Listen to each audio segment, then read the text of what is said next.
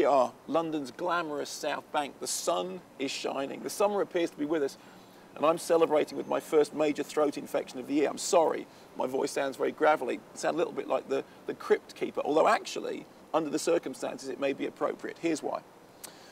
Back in the 1990s, I did a documentary for Radio 2 about the fact that Hammer, the great horror studio, was about to rise again from the grave. We studied the history of Hammer from its earliest films right through to this apparent resurgence. And one of the questions the documentary asked was, what relevance would Hammer have? And people like Alan Jones, the very well-known horror critic, said, well, it's one of the very few horror labels that means something internationally, although it was always a very British institution. At one point, in fact, Hammer won the Queen's Award for exports. We exported them in the same way that Sweden exported ABBA.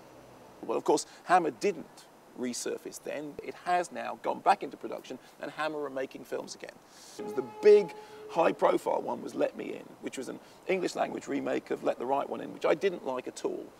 One of the things I didn't like about it, quite apart from the fact that I thought it desecrated the original Swedish movie, was that it didn't feel like a Hammer movie. There was nothing about it I could look at and go, yes, I recognise that as being in the Hammer tradition. Well, around the same time as they were making that, they made another film, Wakewood.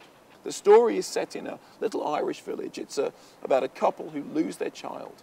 And they move to this village called Wakewood, where it turns out there's a kind of pagan culture who have certain beliefs about being able to bring people back from the dead. Listen to me. I can bring your daughter back to life for a short time, so you can see her, hold her again, and say goodbye properly. Would that ease your pain?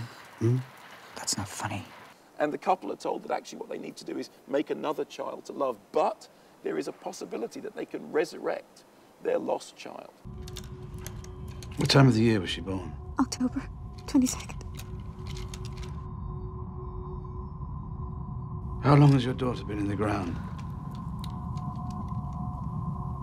Patrick, how long has your daughter been dead and buried?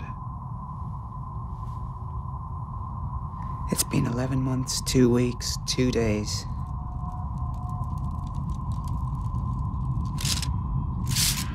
And the film's odd and quirky and intriguing and a bit strange, and it obviously follows in the tradition of things like Don't Look Now, the lost child motif. It refers to monkey's paw, be careful what you wish for. And at the heart of it, because of the paganism, there's a kind of Wicker Man connection. Now, Wakewood isn't perfect, but in a way, it's the imperfections that I like about it. It's not as polished as Let Me In. It looks like it cost a lot less money. Wakewood is going to open in cinemas on Friday. It's going to be out on DVD on Monday. That means essentially what they're doing is they're saying, look, we don't think it has much theatrical life. We'd like it to be seen in cinemas, but essentially it's a straight-to-DVD release. And I understand that there's no way that it would take the money that Let Me In took, even though Let Me In did not perform well at the box office. But for me, Wakewood is the superior film. It's the kind of film that could only have come from the British Isles. It's not some American import or a remake of a European film. It is a film which comes from our home heritage. If Hammer has a role in the 21st century, it is to do what it did in its heyday, to make movies that were distinctly homegrown and that had a sensibility that perhaps our American cousins don't necessarily have. Wakewood is not perfect, but I liked it very much. Check it out.